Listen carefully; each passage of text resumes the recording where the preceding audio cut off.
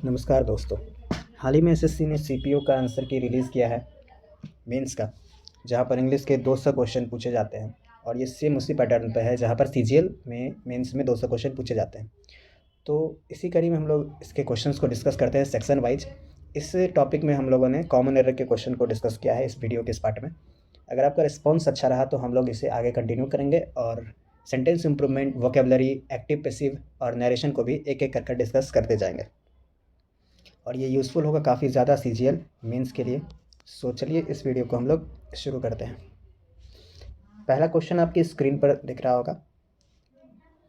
These tutorials are so elementary that they can help neither you nor I। तो इस question को solve करने के लिए अप्रोच कैसे लगाना है वो समझते हैं। सबसे पहले जब हम लोगों को यहाँ पर दैट दिखता है तो उसके पहले हम लोगों को सेंटेंस का 2 पार्ट दिख रहा है। दैट एक कंजंक्शन का काम कर रहा है और 2 पार्ट यहाँ पर दिख रहे हैं। सब्जेक्ट और वर्ब का पार्ट यहाँ पर है, सब्जेक्ट और वर्ब का पार्ट यहाँ पर है। और हम लोग सेंटेंस के बेसिक स्ट्रक्चर से जानते हैं कि सब्जेक्ट, वर्ब और उसके बाद ऑब्जेक्ट आता है। ऑब्जेक्ट का मतलब ऑब्जेक्टिव केस। तो ऑब्जेक्टिव केस में हम लोग जब यहाँ पर सर्च करना शुरू करते हैं कि हेल्प के बाद ऑब्जेक्टिव केस आना चाहिए। नीदर के साथ हम लोग देखते हैं यू लगा हुआ, यू का ऑब्जेक्टिव केस यूँ ही होता है। लेकिन जब हम लोग आई को देखते हैं तब हमें एरर पता चल जाता है कि आई का ऑब्जेक्टिव, आई तो सब्जेक्टिव केस है, इसका ऑब्जेक्टिव केस मी होता है। तो यहाँ पर मी होना चाहिए था, तो हमारा एरर मिल जाता है पार्ट नंबर ए में। आई होप ये क्लियर होगा। हम लोग नेक्स्ट क्वेश्चन की तरफ बढ़ते हैं।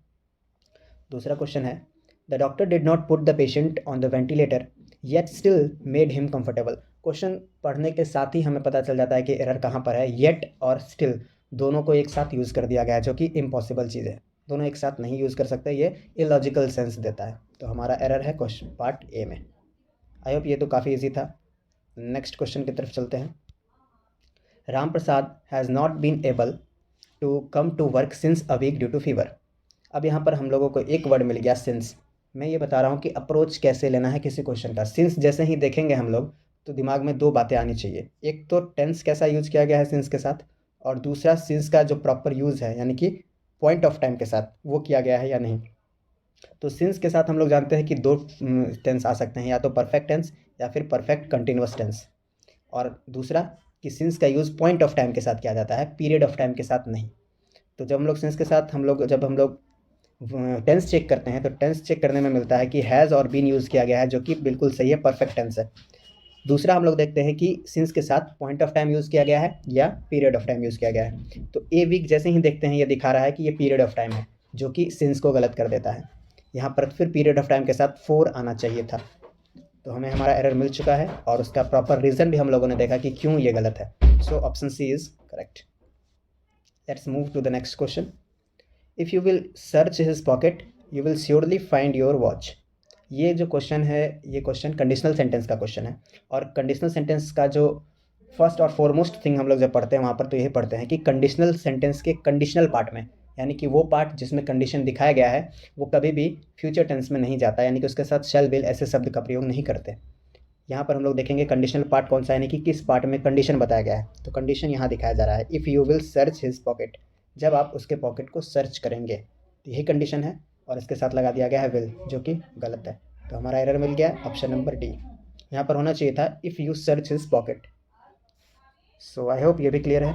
नेक्स्ट क्वेश्चन की तरफ बढ़ते हैं। The data which she presented was the most latest one on the matter under discussion. यह क्वेश्चन जो है, यह क्वेश्चन है एडजेक्टिव का, जहाँ पर हम लोग डिग्री पढ़ते हैं। तो डिग्री जब हम लोग पढ़ते हैं तो ये सुपरलेटिव डिग्री, 2 सुपरलेटिव डिग्री एक साथ दिख रहा है। The most latest, 2 superlative degree एक साथ नहीं आ सकते। लेटेस्ट तो अपने आप में जो सुपरलेटिव है, उसके साथ उसको अलग से सुपरलेटिव बनाने के लिए मोस्ट लगाना इलॉजिकल है। इसको हम लोग सुपरफ्लुअस कहते हैं कि जिस चीज़ का ज़रूरत नहीं है उसको भी यूज़ किया गया है, दैट इज़ कॉल्ड सुपरफ्लुअस। तो ये सुपरफ्लुअस है, 2 सुपरलेटिव का यूज़ किया गया है। सो एरर हमारा किस पार्ट में है? एरर है ऑप्शन नंबर बी में। आई होप ये क्लियर है। नेक्स्ट क्वेश्चन की तरफ चलते हैं। No sooner did the ship touch the shore when the sailor jumped into the water. No sooner के साथ जो है ये कंजंक्शन का पेयरिंग है। कंजंक्शन का पेयर हम लोग यहाँ पर देखते हैं। नो सूनर के साथ एक फिक्स्ड पेयर आता है कंजंक्शन का, वो आता है देन, व्हेन नहीं आता। तो नो सूनर के साथ देन आता है। पेयरिंग इस तरह से होती है, नो सूनर देन, और हार्डली और स्कार्सली के साथ व्हेन, ऑल्दो, दो के साथ येट। इस तरह की पेयरिंग चलती है, जो कि हम लोग कंजंक्शन में उस टॉपिक को अच्छे से पढ़ते हैं। तो हमारा एरर मिल चुका है, हमारा एरर है पार्ट नंबर ए में। नेक्स्ट क्वेश्चन की तरफ चलते हैं। As soon as the super moon had rose over the hill, the valley was flooded with the silver light. Had rose के साथ हम लोग देखते हैं ग्रामर का ये रूल, परफेक्ट टेंस का हैज़, हैव और हैड के साथ हमेशा वर्ब का थर्ड फॉर्म आता है और रोज वर्ब का सेकंड फॉर्म है. यहाँ पर एक्चुअली में होना चाहिए था risen. So error is in part C.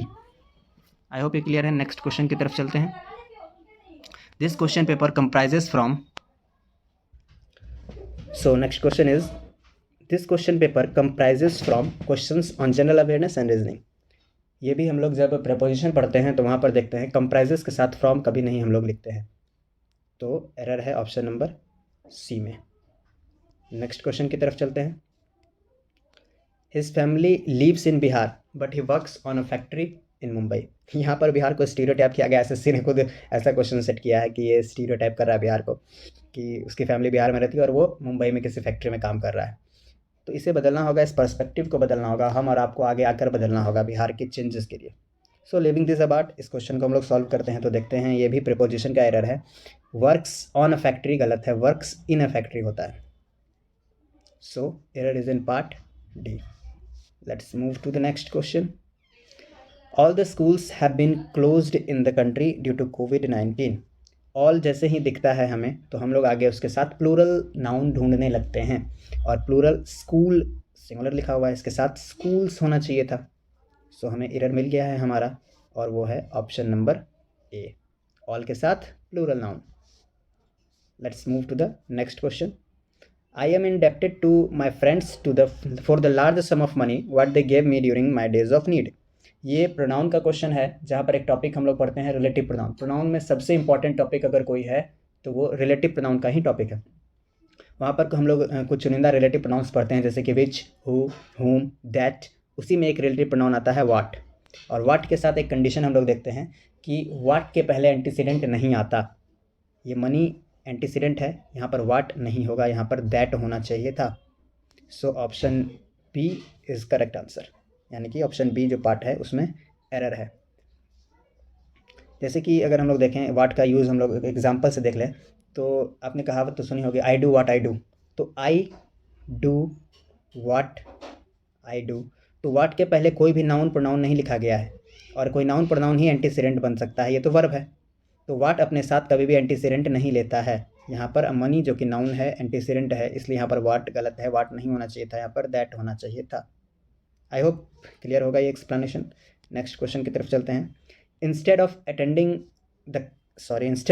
The class he went to watch the cricket match. मैंने एक्चुअली में इसको पहले सही ही पढ़ दिया. अटेंड नहीं होना चाहिए था, यहाँ पर अटेंडिंग होना चाहिए था.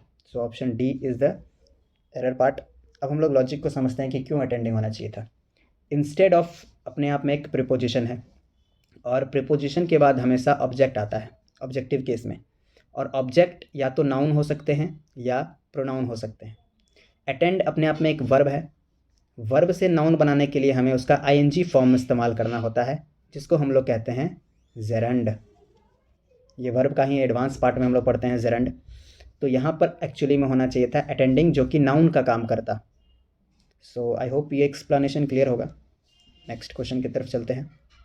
Our last question is, having seen the film once he doesn't wanted to see it again. सबसे बेसिक इंग्लिश का जो क्वेश्चन है वो ये है. डू, डज, डीड आदि के साथ हमेशा वर्ब का बेस फॉर्म या फर्स्ट फॉर्म आता है. तो डज जैसे ही दिखा उसके साथ हमें वर्ब का फर्स्ट फॉर्म देखना होगा. वांटेड वर्ब का सेकंड फॉर्म है, यहाँ पर वांट होना चाहिए था. So error is in part C. I hope ये वीडियो हेल्पफुल लगा होगा. जितने भी एरर कॉमन एरर के क्वेश्चन थे वो यहाँ पर मैंने लेने का प्रयास किया. अगर इस पर रिस्पॉन्स अच्छा रहा तो हम लोग बिल्कुल आगे इसके नेक्स्ट पार्ट को कंटिन्यू करेंगे, जहाँ पर हम लोग सेंटेंस इंप्रूवमेंट को डील कर रहे होंगे. सो आई होप ये पसंद आया होगा. अगर अच्छा लगा तो लाइक कीजिए, शेयर कीजिए, सब्सक्राइब कीजिए चैनल को for more such informative videos. Thanks.